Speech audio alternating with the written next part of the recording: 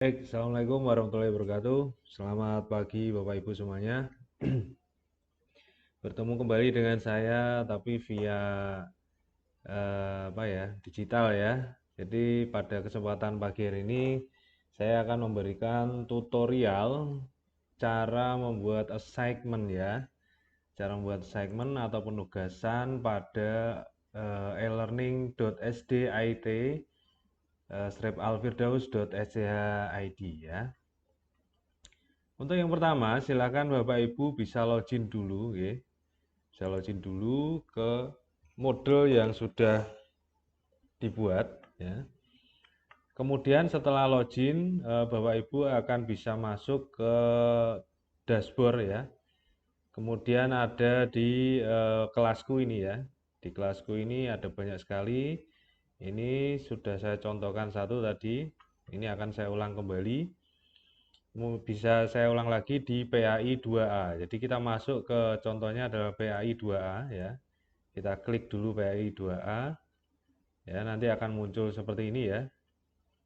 Setelah muncul seperti ini, maka langkah selanjutnya untuk membuat suatu assignment atau penugasan, kita klik dulu hidupkan mode ubah. Nah, ini kita hidupkan dulu mode ubahnya. Nanti akan berubah tampilannya menjadi matikan mode ubah. Nah, ini jangan diklik lagi. Setelah kita klik hidupkan mode ubah, pada topik umum, kemudian 1, 2, 3, dan selanjutnya, nanti akan muncul sebuah menu tambahan ya. Nah, misalkan kita nanti akan buat penugasannya di topik 1 ini ya. Di topik 1 ini kita klik tambahkan aktivitas atau sumber ya. Kita klik kiri sekali di sini. Kemudian kita cari assignment ya. Assignmentnya itu ada di penugasan ini ya. Kita klik penugasan di sini. Nah, nanti akan muncul satu penugasan ya. Kalau ini di umum ya, di topik 1 ya. Di topik 1 ini akan muncul satu penugasan. Kita beri nama tugasnya. Misalkan tugas PAI 2A misalkan ya. Nah, deskripsinya apa? Bapak Ibu bisa memberikan deskripsi dari tugas atau deskripsi dari UTS atau deskripsi dari UAS. Jadi assignment atau penugasan ini bisa dipakai untuk memberikan tugas ke mahasiswa, memberikan soal UTS dan soal UAS. Ya, deskripsinya di sini Bapak Ibu bisa memberikan ya deskripsi dari tugas atau UTS ya, atau UTS UAS ya, sesuai yang dikehendaki. Nah, seperti ini. Nah, setelah itu di menu berikutnya ada instruksi aktivitas. Nah, di instruksi aktivitas ini Bapak Ibu bisa memberikan petunjuk teknisnya atau juknisnya dari tata cara pengerjaan tugas atau UTS atau UAS yang Bapak Ibu upload pada assignment atau penugasan di Moodle. Ya, instruksinya itu bisa dari 1 apa ya, 2, kemudian sampai 3 dan seterusnya. Silakan Bapak Ibu memberikan instruksi di sini. Ya. Setelah itu kita masuk ke berkas tambahan, di mana di sini nanti kita diharuskan mengupload filenya ya, file dari soal tugas atau UTS atau UAS. Nah, itu ada dua cara. Yang pertama kita pilih di sini ya, di menu tambah ini, kita klik sekali. Kita pilih choose file ya, maka kita tambahkan filenya apa nanti yang akan kita unggah ya. Di sini bisa saja kita tambahkan apa ya.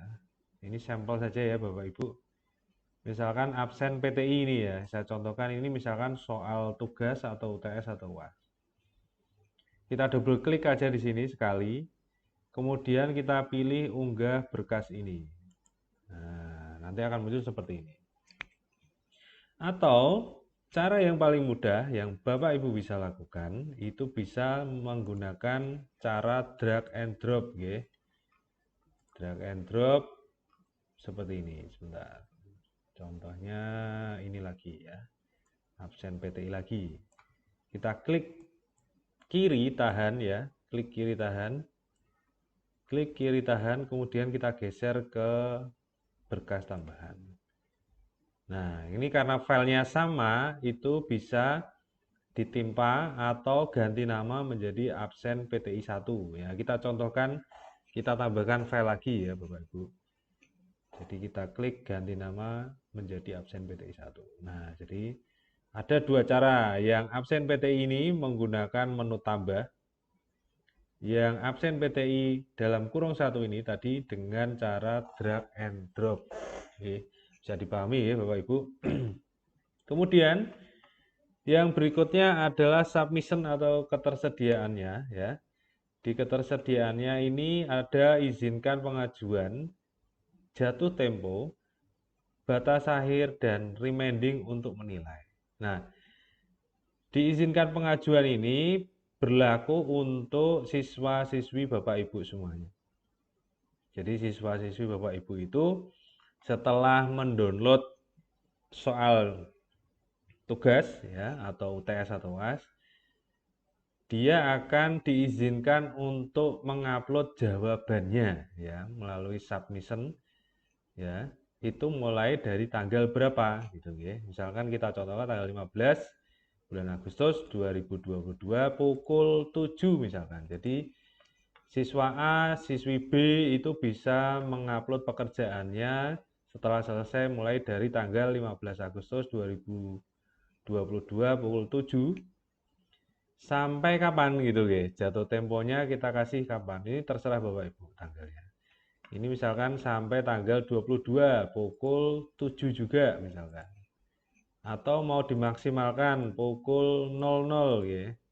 00 itu jam 12 malam atau mungkin pukul 23 jam 11 malam bisa. Nah, untuk menu tanggal batas akhir dan remaining menilai ini misalkan tidak digunakan tidak apa-apa. Bisa di-uncheck di sini ya.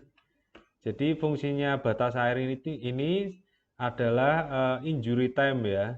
Tambahan waktu setelah tempo yang sudah ditentukan. Jadi kalau menentukan batas akhirnya ya setelah tanggal ini gitu ya. Misalkan tanggal berapa, 20 berapa gitu. 27 misalnya. Nah ini jarang saya pergunakan, biasanya 2 ini aja. Ini sudah cukup.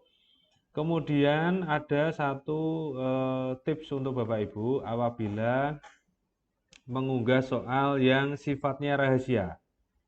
Jadi sifatnya rahasia itu kita bisa aktifkan dia soal itu ya dari tanggal berapa jam berapa itu bisa. Nah itu biasanya berlaku untuk UTS dan UAS ya di pembatasan akses ini.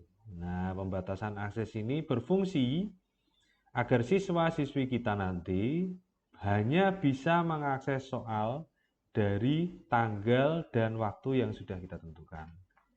Misalkan kita tentukan ini karena sifatnya misalkan rahasia ya soalnya soal UTS atau UAS, kita tentukan tanggalnya dari tanggal berapa bisa diakses. Misalkan tanggal 15 pukul 7 ya.